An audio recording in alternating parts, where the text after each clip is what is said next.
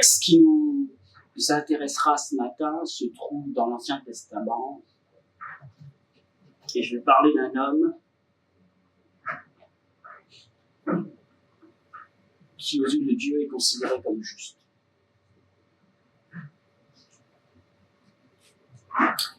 Paul dira, qui peut nous séparer de l'amour de Dieu? Personne. Aucune créature visible et invisible. Aucune épreuve, rien ne peut nous séparer de l'amour de Dieu. Et Dieu nous aime d'un amour infini. Amen. Je me suis réjoui donc ce matin de voir que tout le monde s'est levé, ce qui signifie que Dieu a fait son œuvre dans le cœur. Amen. Que de chemin parcouru. Et jusqu'à présent, le Seigneur nous a secourus. Qu'il soit béni. Et nous faisons bien d'être fidèles. Et dans sa sagesse divine, Dieu a mis en place toute une organisation avec des serviteurs. Et nous faisons bien, et je vous encourage à rester fidèles à ces réunions. Ces réunions sont importantes pour notre édification personnelle. Il n'y a que 3 rendez-vous, et ces rendez-vous, ce sont des jalons qui nous permettent de ressourcer tout au long de cette marche, de ce pèlerinage sur la terre, jusqu'à ce que le Seigneur nous reprenne. Alors imaginez-vous, un petit peu dans le désert, vous avez une marche à faire, et il y a les points de ravitaillement. Le mardi, il y a un point de ravitaillement, le jeudi soir, il y a un point de ravitaillement, et le dimanche matin, et de temps en temps, bien sûr, vous pouvez vous retrouver, il n'y a pas de souci avec ça. Mais il y a les points de ravitaillement, il ne faut surtout pas les rater, parce que vous risquez d'être victime de déshydratation spirituelle.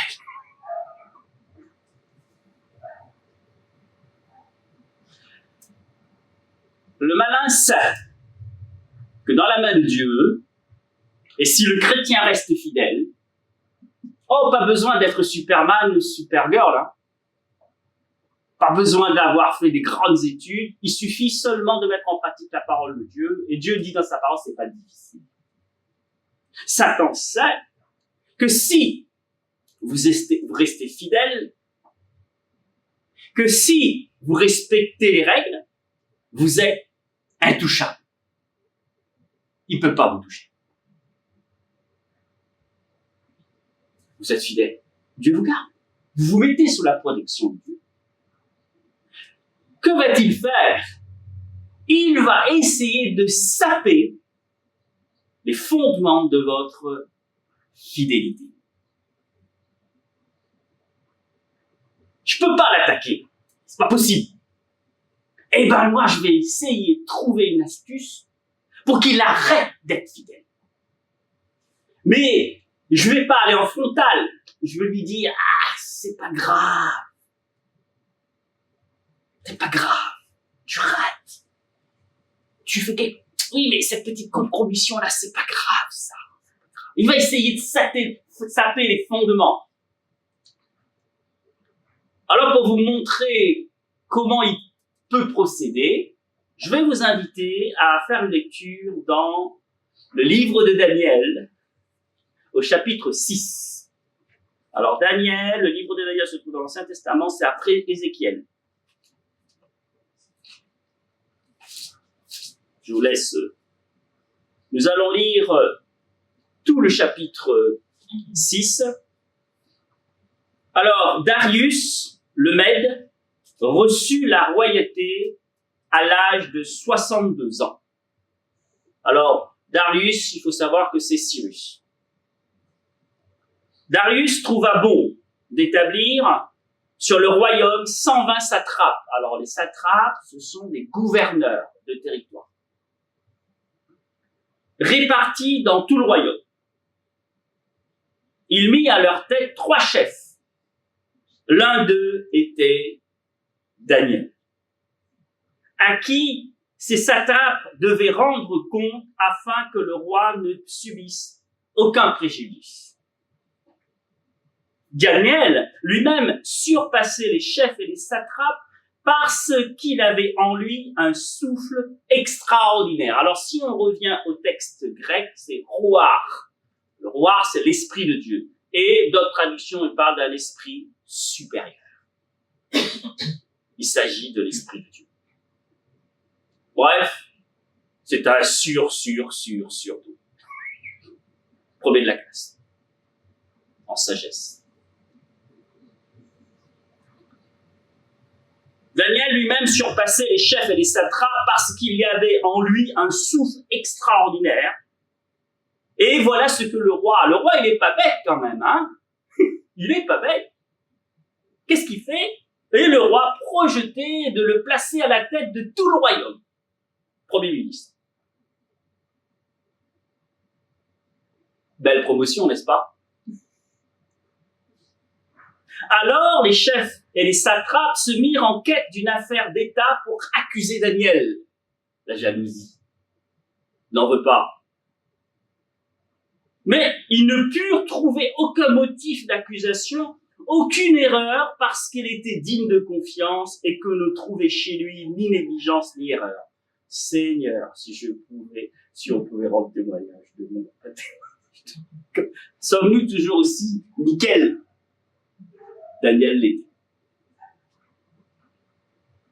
Un super témoignage, même dans le monde. Irréprochable, carré, droit. Alors ces hommes dirent, nous ne trouverons aucun motif d'accusation contre ce Daniel, à moins que nous n'en trouvions dans la loi de son Dieu.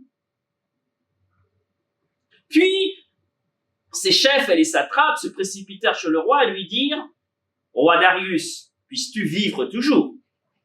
Tous les chefs du royaume, les intendants, les satrapes, les conseillers et les gouverneurs sont d'avis que soit publié un édit royal mettant en vigueur cette interdiction. Deux points. Quiconque, pendant 30 jours, adressera des prières à un autre Dieu ou à un autre homme que toi, ô roi, sera jeté dans la fosse lion. Maintenant, au roi, confirme l'interdiction et signe le décret, afin qu'il soit irrévocable, selon la loi des Mèdes et des Perses, qui ne peut être abrogé. Là-dessus, le roi Darius signa le décret d'interdiction. Lorsque Daniel sut que le décret était signé, il monta chez lui, dans la chambre, à l'étage, dont les fenêtres étaient ouvertes dans la direction de Jérusalem. 3 fois par jour, il se mettait à genoux, il priait et louait son Dieu comme il le faisait auparavant. Discipline spirituelle. Alors ces hommes se précipitèrent et trouvèrent Daniel qui suppliait et invoquait son Dieu. Donc il était en intercession. Puis, ils allèrent trouver le roi et lui parlèrent de l'interdiction royale. N'as-tu pas signé une interdiction stipulant que quiconque pendant 30 jours adresserait des prières à un autre Dieu ou à un autre homme que toi, au roi, serait jeté dans la fosse au lion? Le roi répondit, la chose est certaine, selon la loi des Mèdes et des Perses, qui ne peut être abrogée.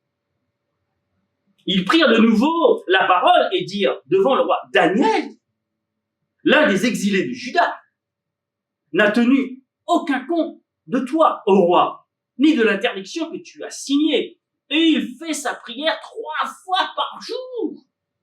Il faut qu'il arrête. C'est pas possible. Le roi fut très affligé quand il entendit cela. Il voulut délivrer Daniel jusqu'au coucher du soleil. Il s'efforça de le délivrer. Mais ces hommes se précipitèrent à nouveau chez le roi et dirent au roi, sache au roi que la loi des Mèdes et des Perses exige que toute interdiction ou tout décret confirmé par le roi soit irrévocable. Alors, le roi ordonna d'amener Daniel et de le jeter dans la fosse au lion. Et le roi dit à Daniel, ton Dieu, que tu sers avec persévérance, te délivrera. dans ma version NDS. Même le roi rendait témoignage de sa foi. Waouh! On apporta une pierre et on le mit sur l'ouverture de la fosse. Le roi la scella de son anneau et de l'anneau de ses grands, afin que rien ne soit changé à l'égard de Daniel. Le roi se rendit ensuite dans son palais et il passa la nuit à Jean et il ne fit pas venir de concubine auprès de lui. Le sommeil le fuyait. Le soir, c'est le soir, le roi se leva au point du jour avec l'aurore et il se rendit en toute hâte à la fosse au lieu.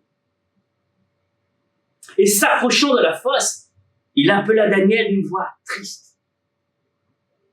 Le roi demanda à Daniel, Daniel, serviteur du Dieu vivant, ton Dieu que tu sers avec persévérance, a-t-il pu te délivrer des lions?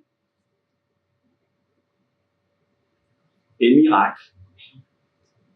Et Daniel dit au roi, ô roi, puisses-tu vivre toujours, mon Dieu a envoyé son ange pour fermer la gueule des lions. Ils ne m'ont fait aucun mal parce que j'ai été trouvé innocent devant lui. Et devant toi non plus, ô roi, je n'ai rien fait de mal. Alors le roi, tout joyeux, ordonna qu'on retire Daniel de la fosse. Daniel fut retiré de la fosse et on le trouva indemne parce qu'il avait mis sa foi en son Dieu. Le roi ordonna qu'on amène les hommes qui avaient accusé Daniel et qu'on les jeta dans la fosse aux lions, eux, leurs enfants et leurs femmes. Ils n'étaient pas arrivés au fond de la fosse que les lions s'étaient rués sur eux et leur avaient brisé tous les os.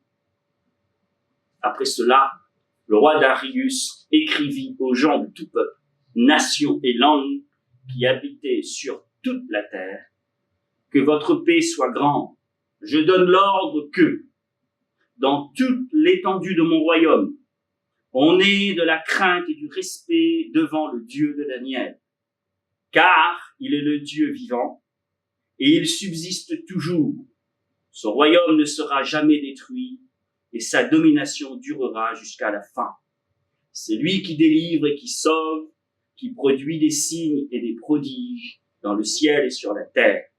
C'est lui qui a délivré Daniel de la griffe des lions. Daniel lui-même prospéra sous le règne de Darius et sous le règne de Cyrus le Perse. Amen. Inclinons nos cœurs. Seigneur,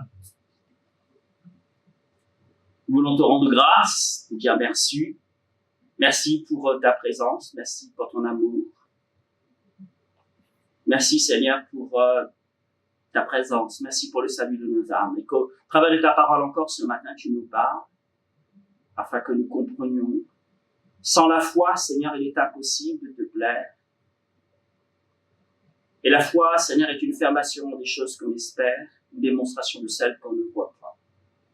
Que ton nom soit élevé, glorifié, bénis-nous, guide-nous, dans le très beau nom de Jésus. Amen.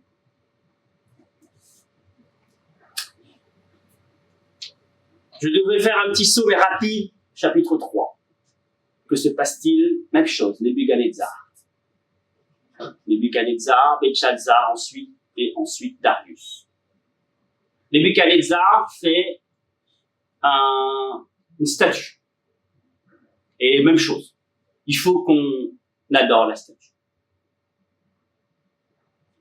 Shadrach, Meshach, Abednego, les compagnons de Daniel.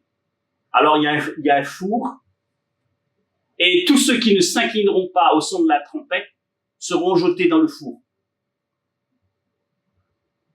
Donc, au son de la trompette, tout le monde s'incline, et il y en a 3 qui ne le font pas. Shadrach, Meshach, Abednego. Alors, Nebuchadnezzar les fait venir, il dit, vous n'avez pas compris là. C'est moi qui commande, j'ai droit de vie, de mort sur vous. Donc, on va refaire, parce que j'ai l'impression que, après, vous savez, on peut être dissipé à ce moment-là. On va refressonner, et vous allez vous incliner. Et là, Shadrach, Meshach, Abednego dit, eh ben non, on a 50 ans. Notre Dieu est puissant et grand pour nous délivrer de la fournaise. Et même s'il ne le faisait pas, on ne s'inclinera pas quand même. Nebuchadnezzar est hyper en colère. Il demande à ce que on chauffe le four 10 fois plus fort. Et il appelle des costauds de l'armée en disant attachez Shadrach, Meshach et Abednego et jetez-les dans la fournaise. Alors, ce qui est assez drôle, c'est que ces soldats costauds là vont prendre Shadrach, Meshach et Abednego, mais ils sont obligés de s'approcher de la bouche du four pour lancer Shadrach, Meshach et Abednego dans le four. Et ben ces soldats, ils sont brûlés, ils sont morts. Shadrach, Meshach et Abednego tombent dans le four. Et là, Nebuchadnezzar regarde. Il dit, mais on en a mis que 3. Il y en a 4.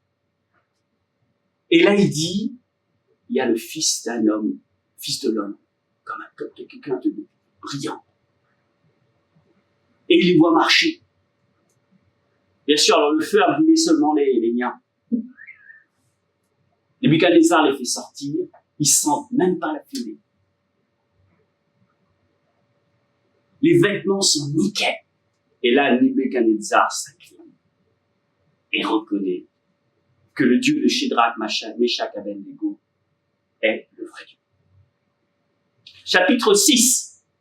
Même configuration, vous êtes d'accord? Ok. Nebuchadnezzar s'est déifié. Alors, je vous invite à lire. Et Nebuchadnezzar va apprendre aussi à ses dépens que Dieu est Dieu. Que Dieu est Dieu. Alors après, vous avez Belshazzar, chapitre 4, chapitre 5. Belshazzar, lui, il s'inventa. Et là, à un moment, Dieu dit, ça stoppe. Et c'est là où Dieu dit la chose suivante. J'ai compté, j'ai recompté, et je me suis rendu compte qu'il était quand même un peu léger. Mais c'était donné avec des mots assez ésotériques. C'est méné, bon, vous verrez dans le texte. Hein. Et le Belshazzar ne comprend pas. Il a fait appel à Daniel et Daniel lui donne l'explication. Et là, Daniel lui dit, eh ben, ça y est. Et un des commentateurs dit que avant que Dieu ne fasse tomber la sentence fatale, Dieu compte et dit, bon allez, je vais quand même recompter parce que là, 0 plus 0, ça fait quand même 0. Peut-être qu'il y a un point quelque part. Eh ben non. Compter, Dieu a compté, Dieu a recompté. Admirons cette répétition, frères et sœurs. C'est comme si le Dieu juste vérifiait avec soin son addition avant la décision finale. Dieu compte et recompte. Et qu'est-ce qu'il a dit? J'ai pesé et tu es léger. Mes frères et sœurs, il a été placé sur la balance. Et il est dit dans le psaume 62, verset 9, placé dans la balance, il était plus léger que la vanité. Il faut que vous sachiez qu'en une soirée, son royaume a été détruit. Et l'histoire nous raconte comment Cyrus le Perse, ayant détourné le cours de l'Euphrate qui traverse Babylone, s'est servi de son lit asséché pour s'introduire dans la ville avec ses soldats, profitant de la nuit et de l'orgie du palais. Que ces récits solennels nous instruisent aussi, veillons et soyons sobres pour ne pas être surpris par la venue du Seigneur. Et pendant toutes ces périodes, Daniel a été irréprochable. En une nuit, l'empire de la tête d'or, on appelle ça la tête d'or dans les prophéties, c'est l'empire de Babylone, va passer en une nuit, selon la décision de Dieu. Nous nous trouvons au chapitre 6, et nous retrouvons le prophète Daniel. Alors, selon l'histoire juive, il serait assez âgé, il a 90 ans. Il est étranger à la vie de Babylone. qu'il a montré sa fidélité aux différents souverains, Nebuchadnezzar, Belshazzar. Et maintenant, Darius va se faire piéger lui-même. Il est premier de la classe. Il est intelligent. Je vais m'arrêter là. Frères et sœurs, vous vous êtes convertis à Christ. Cet esprit supérieur, vous l'avez. C'est le même. L'esprit d'intelligence, de sagesse, de conseil, de connaissance, de force et de crainte. Je l'ai, vous l'avez. C'est le même. Daniel, par l'esprit qui est en lui, surpasse en intelligence tout le monde. Quand je me suis converti, j'ai lu ce passage. J'ai dit, Seigneur, mais moi je le veux. Parce que si je l'ai, tu vas pouvoir me guider. Nous l'avons. Laissez-lui les rênes de votre vie. Daniel va être d'une intelligence extraordinaire. Parce qu'il va être fidèle à l'égard de Dieu, mais d'une manière irréprochable, et en même temps, il va pouvoir être irréprochable à l'égard du souverain. Il n'y a que Dieu qui peut permettre ça. Vous êtes d'accord avec moi? Babylone est une ville qui est complètement pervertie, paganiste.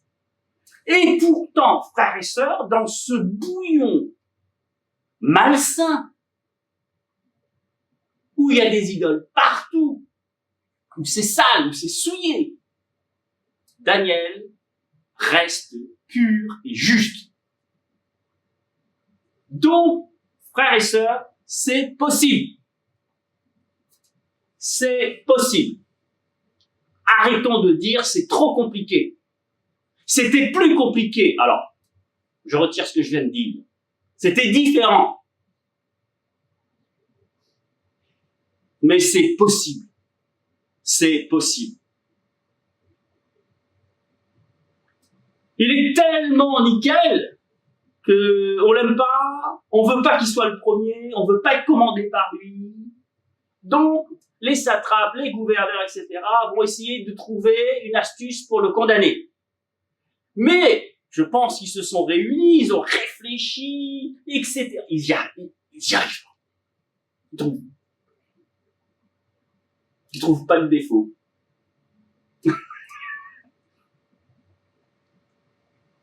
Seigneur, ils trouvent pas de défaut. Aide-moi pour que le témoignage soit irréprochable.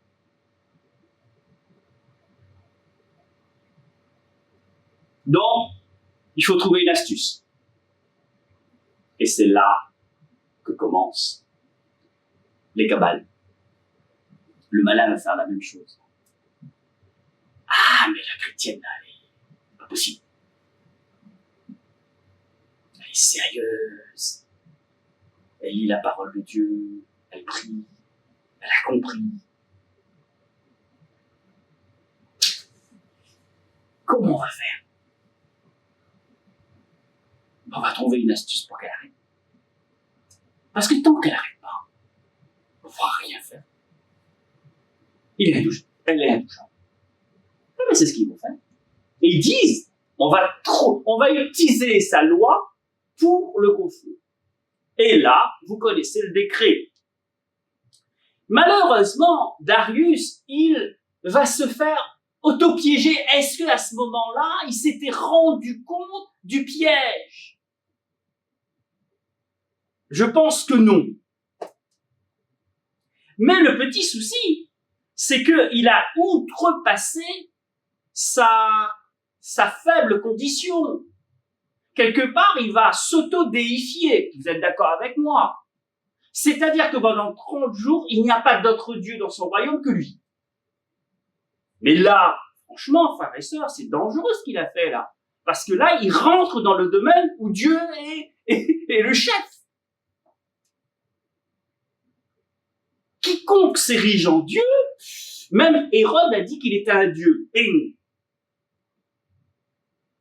quand on commence à s'ériger en Dieu, on rentre dans un domaine qui ne nous appartient pas. Donc il a outrepassé ses droits.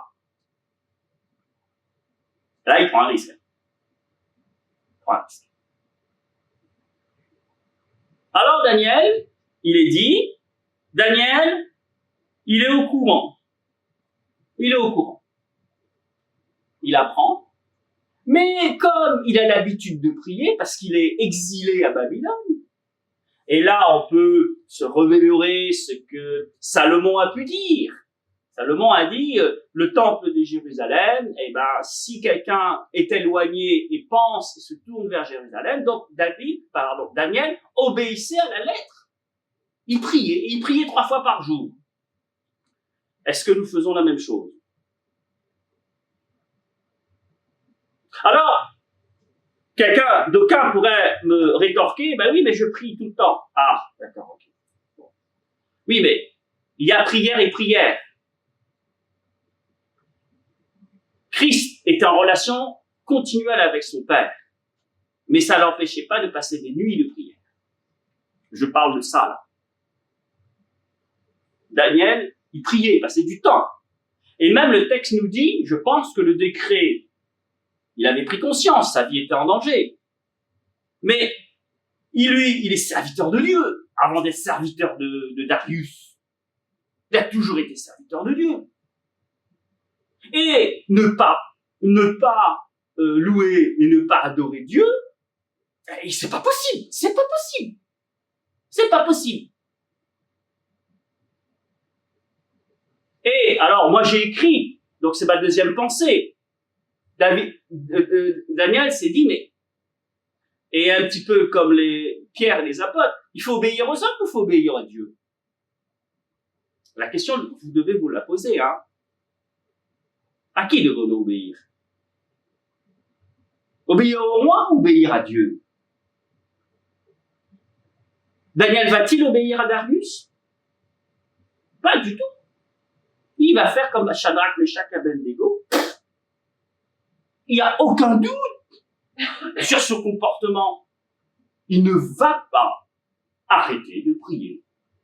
Parce qu'il y a un décret qui sort non abrogeable, et même s'il doit mourir, il dit non, moi je ne change. Ah, sommes-nous aussi déterminés?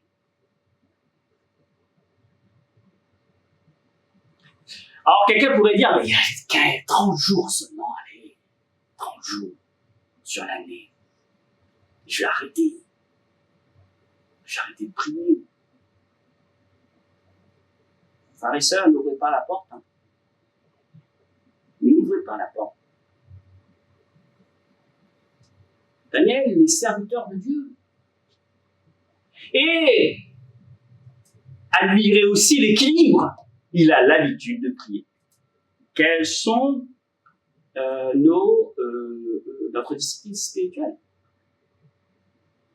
Moi, je me fais reprendre, hein, je peux vous dire. Hein. D'ailleurs, c'est pour cette raison que ce matin, j'ai envie de partager avec vous. Je me fais reprendre. C'est pas parce que j'ai plein d'activités que c'est une excuse valable. Ce n'est pas une excuse valable. Point à la ligne. Tu ne vas pas... Bon, aujourd'hui, il y a des voitures électriques. Il y a des jalons. 300, 400, 500 km. Si vous faites pas, rechargez pas la batterie, eh ben, la voiture va rester en panne. Pour une voiture à essence, c'est pareil. Il faut mettre du carburant. Alors, pardonnez-moi de cette image un peu pas très jolie, mais si vous n'allez pas recharger vos batteries dans la présence du Seigneur, à un moment, vous allez rester en panne.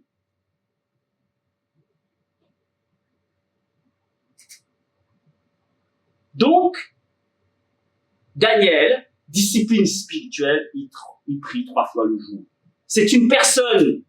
Regardez. Alors, autre pensée aussi que j'aimerais partager, c'est que là, il a pas pris le portable, appelé Shadrach, Meshach, Abednego, mais tu te rends compte ce qu'il a fait, c'est pas possible. On va prendre des pancartes, on va aller devant le palais. Non, non, non, la liberté, la liberté.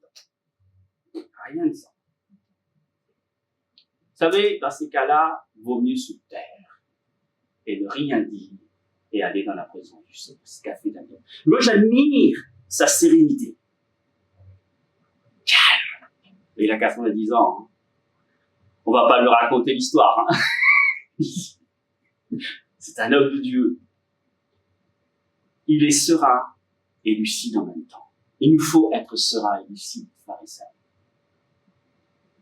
Gardez cette sérénité, mais cette sérénité, nous ne pouvons l'avoir que dans une relation intime et permanente avec le Seigneur. C'est important. Lucide, parce que il faut pas se boucher les yeux. Et là, je vais m'adresser aux jeunes. Pour l'instant, vous êtes chez maman et chez papa. Vous êtes protégés. Cool. Maman est là pour faire tout. Papa est là pour faire tout. Maman et papa sont là pour faire tout. Cool. Mais quand vous allez sortir à l'extérieur, vous allez faire comment? Faites attention aux décisions que vous allez prendre, parce que Darius, il va être vu devant ses responsabilités, il va le regretter. Hein. C'est maintenant qu'il faut écouter. C'est maintenant qu'il faut essayer de comprendre pourquoi ce que le pasteur est en train d'enseigner est important. Il ne faut pas essayer de comprendre lorsque c'est trop tard. Parce qu'il y aura des décisions, vous savez, construire bien, c'est compliqué. C'est difficile. Construire sa vie correctement, selon la volonté de Dieu, c'est difficile. Et un jour, on est arrivé devant un grand bâtiment, il y a un observateur qui était là, il dit, mais là, vous avez à détruire tous ces bâtiments. Il dit, oui, on doit détruire parce qu'après, on doit reconstruire. Ah, d'accord. Il m'a dit, mais pour détruire, là, vous avez des gens qualifiés pour le faire? Le chef de chantier dit, vous savez, pour détruire, pas besoin de diplôme, hein.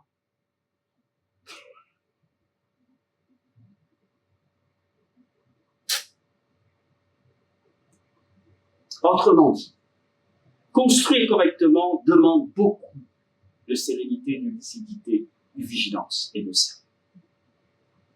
Beaucoup, beaucoup, beaucoup. S'il vous plaît, ne négligez pas la parole de Dieu. On vous accueillera toujours.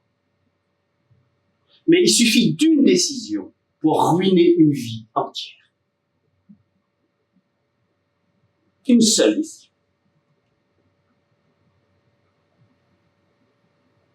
Et j'en ai vu dans les églises.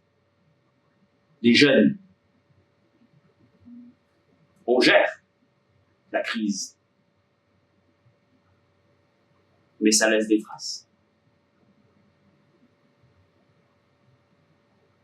Ça laisse des traces.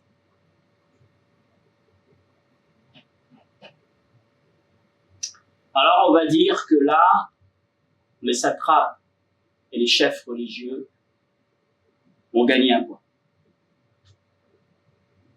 Parce qu'ils ont réussi à faire signer le décret qui ne peut être abrogé par Darius.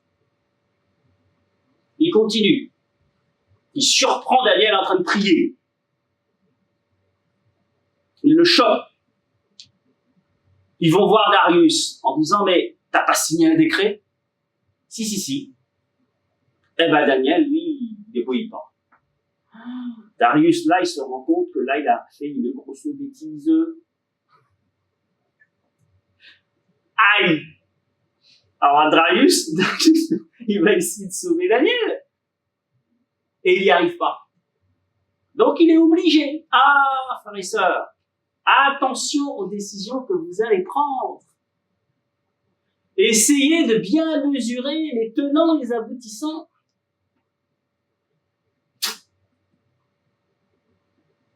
Là, c'est jeune et moins jeune. Le malin, il va essayer. Mais Daniel aurait pu dire, ah, mais moi, je veux être Premier ministre. Donc, allez, pendant 30 jours, je peux jouer. Et je vais faire semblant. Je vais pas vraiment, je vais faire juste... Daniel, pas de compromis, aucun compromis. Alors, le monde va vous faire miroiter des choses. Alors là, et c'est eux qui vont contrôler votre emploi du temps, votre vie.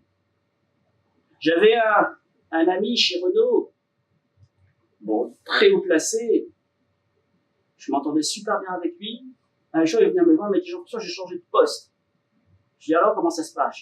Il me fait, aïe, aïe, aïe. Je dis, alors, pourquoi aïe, aïe, aïe? Il m'a dit, j'ai oublié la composante sérénité. Je n'ai plus de sérénité.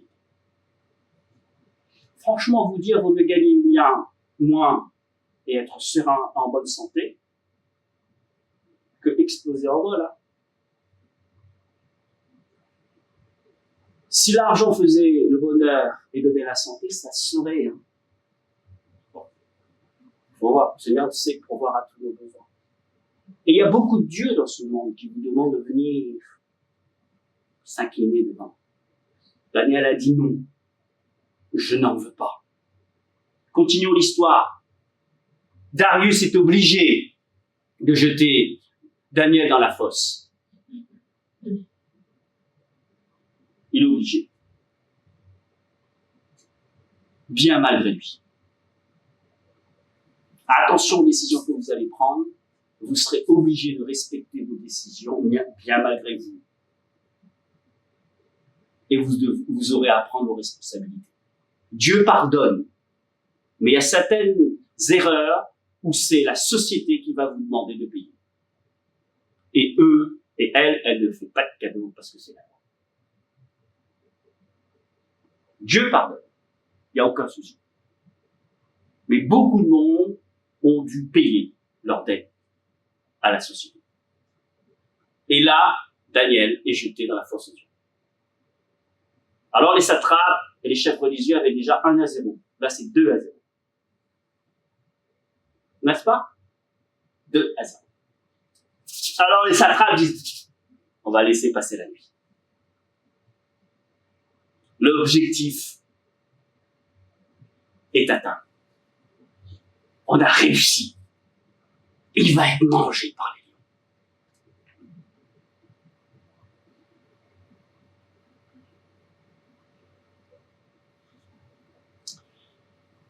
Les sacrificateurs, les chefs religieux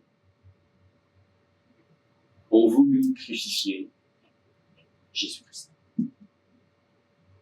Ils ont fomenté une cabale et Pilate a dû choisir un brigand à la place de Christ. Satan a séduit Judas pour 30 pièces d'argent. Et quand on regarde le spectacle, on se dit, le pauvre, il s'est fait piéger. Eh bien, frères et sœurs, avec Dieu, c'est jamais, jamais perdu. Jamais. C'est la troisième pensée. Dieu est un surabri qui ne fait jamais défaut lorsque la tempête souffle, car rien n'est impossible à notre Dieu. Et rien n'est impossible à celui qui croit en Jésus-Christ. Frères et sœurs, le miracle n'eut pas lieu lorsque les satrapes sont allés voir Darius en disant « fais le décret ». Le miracle n'eut pas lieu lorsque Darius a été obligé de jeter Daniel dans la fosse. À quel moment eut lieu le miracle, que ce soit pour Shadrach, Meshach et Abednego, ou que ce soit pour Daniel? à Shadrach, Meshach, Abednego lorsqu'ils étaient dans la fournaise, et le miracle eut lieu lorsque Daniel était dans la fosse. Sachez que Dieu interviendra au moment opportun. Amen. Et je terminerai, frères et sœurs. Notre Seigneur Jésus est allé jusqu'au bout. Dans le jardin de Gethsémane, il a passé du temps. Il a dit non pas ma volonté, ta volonté.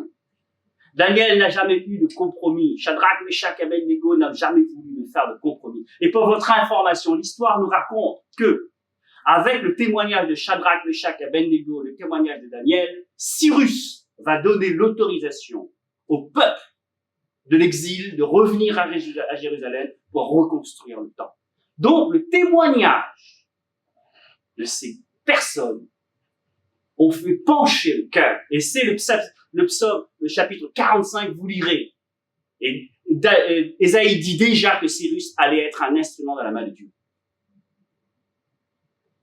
Frères et sœurs, vous n'êtes pas là, vous êtes sauvés par la grâce. Vous n'êtes pas là pour meubler le temps, ni pour être des meubles.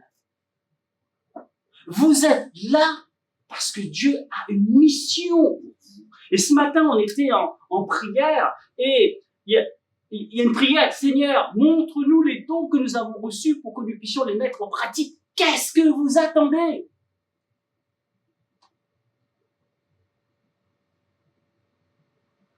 Si vous avez reçu l'Esprit de Dieu, vous avez reçu des dons pour pouvoir être efficace dans l'œuvre de Dieu. Shadrach, Meshach, Abednego, ils ont fait leur travail. Daniel, il a fait son travail. Ésaïe, il a fait son travail. Tout le monde avant nous, tous les gens ont fait leur travail. Maintenant, c'est à nous, à Villaines-sur-Seine, à Achères, à Triel, là où nous sommes, nous avons un travail à faire. Allons-y, nous avons le même esprit d'intelligence que Daniel. Amen. Et le Dieu qui a fermé la bouche des lions, la gueule des lions, pourra aussi le faire. Et pour vous montrer ensuite, Darius était super content. Et c'est ce qu'il a fait. Il a pris la famille de tous ceux qui ont été contre Daniel et il l'a jeté dans la fosse aux lions. Ils ont tous été détruits. Et là, en revanche, je sais pas combien de points on donne à Dieu. C'est combien là? 1 milliard contre 2, c'est ça? Là, il a gagné le match. Je termine.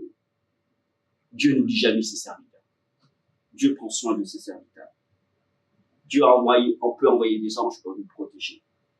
Écoutez bien, celui qui se confie en l'Éternel ne sera jamais confondu. Amen. Et grâce à son esprit supérieur, on triomphera. Et par notre témoignage, Dieu est puissant et grand pour toucher d'autres personnes. Amen. Une belle histoire, hein? Que le nom du Seigneur soit béni. Inclinons le cœur.